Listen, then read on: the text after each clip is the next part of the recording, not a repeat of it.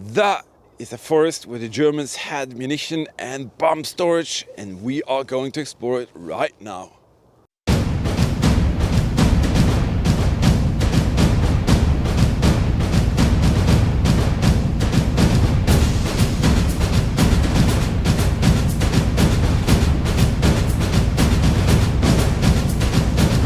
Welcome to the History Hunter here, and Eagle Eyes! We are here to find history and share history with all of you. Hope you enjoy it. Please give us a thumbs up, subscribe, hit the comment field, and we will definitely share great moments with you. The Atlantic Wall fortification line it stretches from the south of France to the top of Scandinavia.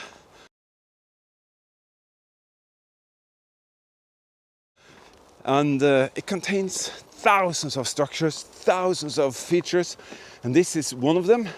And it's actually a bomb storage and munition storage area that the Germans had, because they had insanely many investments in this area, and they are actually still here today to be seen. But they had so many features here, and that is why they had to place the munition storage and the bomb storage a little bit away from the investments. That is the specific area that we're at, and let me bring you back to the History Hunter crib. We'll go through it and then you'll understand a little bit more. So let's see if we can get some context into this. We are at a former German World War II airfield area, and the Germans made an airfield there with a couple of runways, and they also placed their aircrafts around there in the fields. They have machine gun positions with trenchers, anti-aircraft gun positions with 20 millimeters and 88 millimeters, some barracks, some repair facility, and they also had splinter hangars, quite a lot of them, to protect their aircrafts, which they stored in the airfield area. So we are not exactly at the airfield area, we are actually in this area here, which is a forest where the Germans actually created a bomb and munition storage. And we are here to see if there could be any artifacts in the ground which can prove that, and that's basically it. And we're going to use a metal detector, we're going to use a pinpointer and a couple of spades. And what we're looking for are the remnants of the Luftwaffe activity, namely bomb detonators like these. These are the ones that are assembled inside the cavities of the bomb. It's completely harmless. This is like an electronical model. It's called QYSea. This is a type 7B. Some of them has actually also the writing on the cap there, as you can see. Also, there could be maybe remnants of the minefields around. These are the telemined mine detonators. You can see this is a 1941 edition, and this is a 20mm cartridge, which was the ones that the Germans used on the anti-aircraft guns, the 20mm that they had absolutely everywhere out there. So could there be something to find? Well, I really don't know. If you want to help us out to reach more people, watch the video in full. Each and every minute or second counts when it comes to the YouTube algorithm, and in that way we can reach more people. And if you want to watch more of our videos in full, well, you are actually helping us out tremendously, so thank you for that.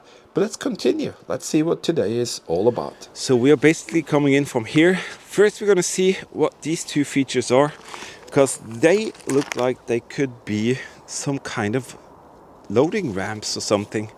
So we are basically right here, and we're going to see if we can find these areas here. And if that's not the case, that they are not there today, we are definitely going to go into the forest, and we're going to see if we can find some of the constructions that I think are still there actually. And then we're going to break out the metal detector and see if there are anything in the ground to be found. That is a special feature. That's actually a Panzersperr. And you can see in relation to the size of Eagle Eyes, this was made to protect the area from attacks by the Allied coming in with the Panzer vehicles and stuff like that. So this thing is actually just 50% of the height that it used to be. It's like almost 3 meters deep, and it was like 3 point something high, and it's still here. And that was built basically within a few months' time by manual labor. And no, they were not built by forced laborers or prisoners of war or slaves. They were actually built by the Germans, hiring local people, and they actually were offered 2 to 2.5 times more of the local wages. So there was actually plenty of people who wanted to do that. But it's so cool to see that the Panzersperre is still there even today. This is the upper one. You can see that? This is the upper one. You can barely see. I'm going to show on the picture. This is that passage here.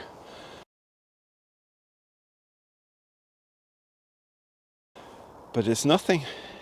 I think it used to be a on and offloading ramp. So now we are in the forest itself, and we are going to see, because some of the huts that you've seen, we're going to move up to this area here. And the huts are actually still here, I think. I'm going to give you a little rustic feel of what it looked like during the Second World War, because today it's actually used as something completely different, but that's why I'm rendering it in black and white. So that is actually this hut here,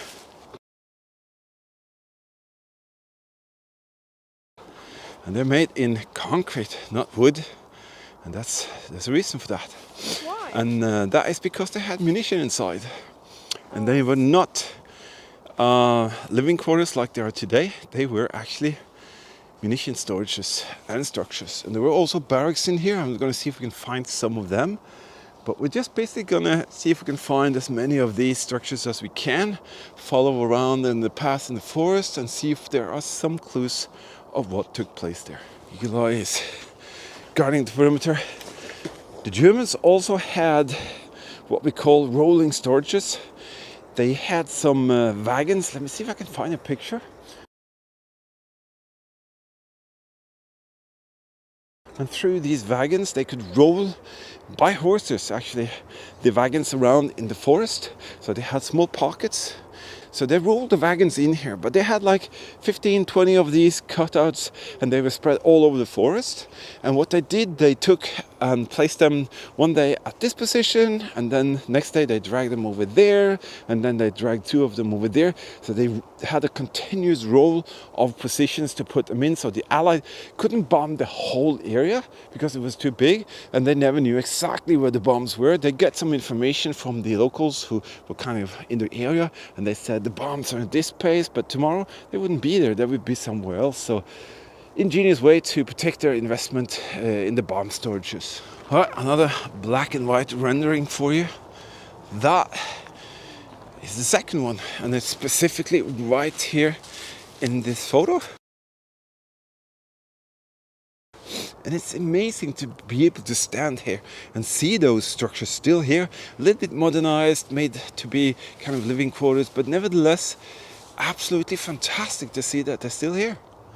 All right, so we've seen that one, we've seen that one, we're going to find this one, and then we're going to backtrack down into the forest here with the metal detector to that one, and then see if we can find this path here, and then we're just going to see if there could be anything at all in the forest there.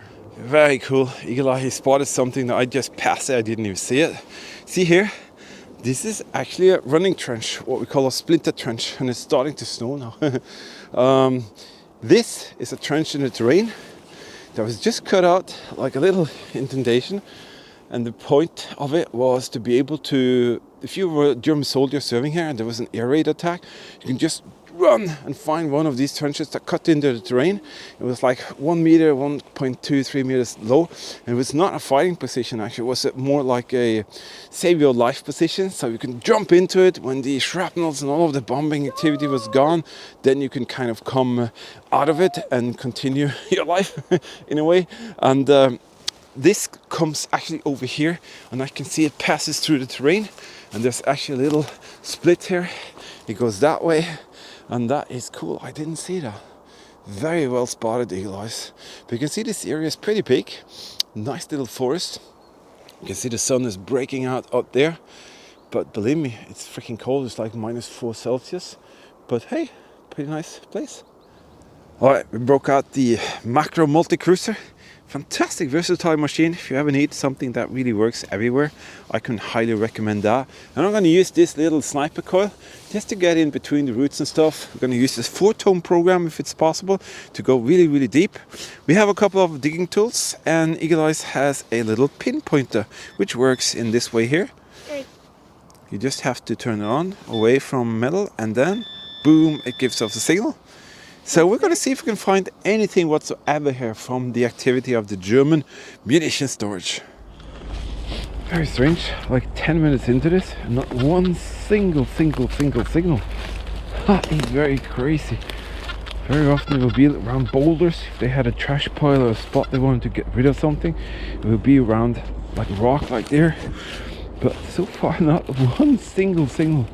And that is, I think the reason is that you have a very thick layer of moss, and then you have the debris from the trees falling down for 70 plus years, and then it would be very deep. But it's difficult to run very deep program with the snow on the top here, because it gives us so much more disturbance.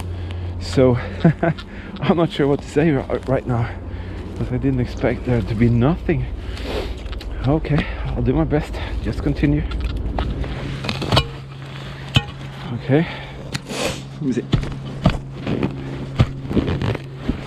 What is that? Oh, it's blowing. And let me see.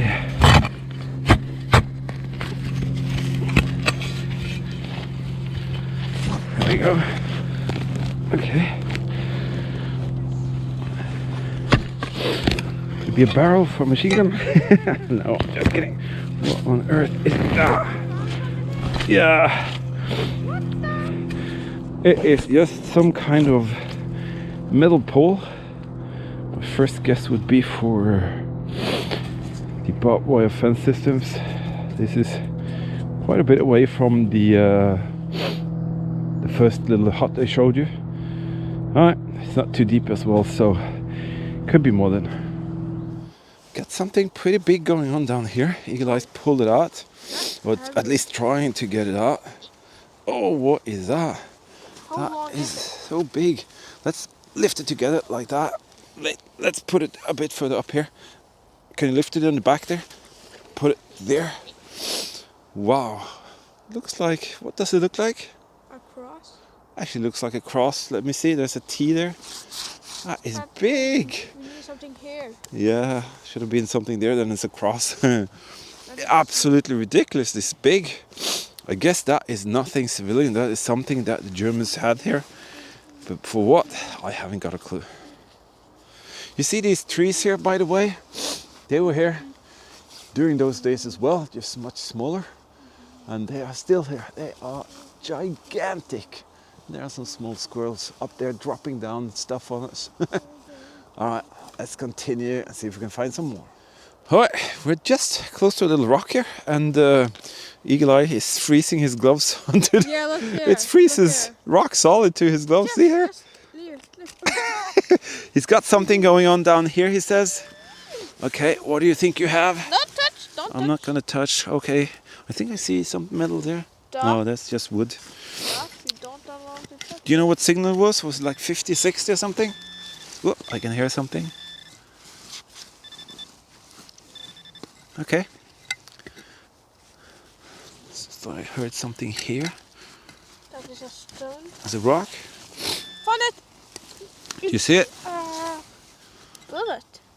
What? A bullet. A bullet, a cartridge or something. Okay, take it out, take it out. Let's check it out, let's check it out. Get it out of there.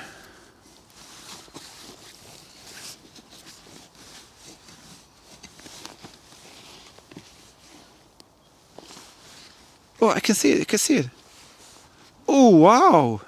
That is fine. Don't touch it. Hey, I'm going to check something. Is there a date? Yeah, that's the thing I checked. What is it for? See it down here? I can't see it because the zoom is crap on the camera. Is it red in the back? It's red. What's that red for? Can we have a look at it complete and see? Oh, it's dented. That's an MG cartridge from an MG. Is it sure? Check the hole just to see if there is more. Checking. That is a little dent. More? Ooh, come on. Oh, tons. Let me do something. Can I check the bullet? Check the... Oh, I can hear something. Another one. I can hear something here. Oh, I can see it. Can you see it? That's the back of it? Yeah. Oh, wow. Is that tinted? I think it said 1939. 39? Yeah, let me see. 1 second. Give me a second. There's another one. Where's the pinpointer? There. It's probably not more. Ooh! 1939. 39? Yeah. This is the first wartime kind of details we found. Check again. Oh, there's another one. So these are... Can you read? They are... No, I can't because... Wow. Another one, sir. Can't be any more. Where? No. Okay, put them down here. Let them see it.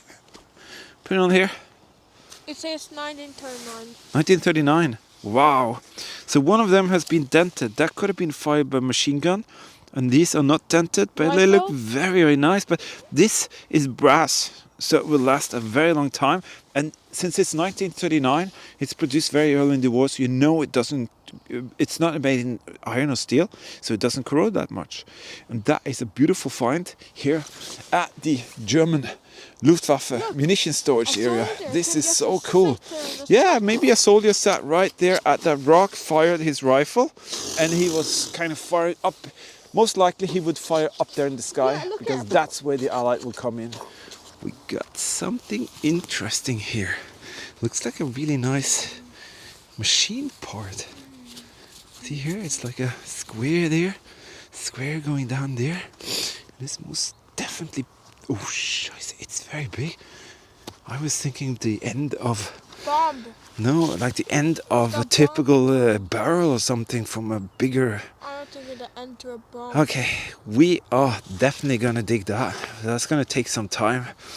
But what could that be? And so many times before, when me and Eagle Eyes are at a position where we think the Luftwaffe had the bomb storage, there's an aircraft passing by. Watch some of our videos so you can see that. There hasn't been an aircraft here for so many hours here. And then suddenly, boom, we are finding this thing here. What on earth is going on here? But is that a connector box or something that the Germans actually put in the terrain here? And we are finding it that many years after. That is going to be absolutely interesting to take a little bit better look at, see if it's marked with Siemens or something. But we have still a little way to go here. Amazing. This thing here. And it's massively heavy. Oh my goodness. What on earth is that? Holy cow. I don't know. What on earth is that? Let me see what's on the end here. Can I check on Is that some drilling equipment or something? But it's connected in the middle here with something. What on... It's very, very heavy. Holy cow. What on earth did we find? Okay. I haven't got a clue. Managed to clean this thing up a little bit.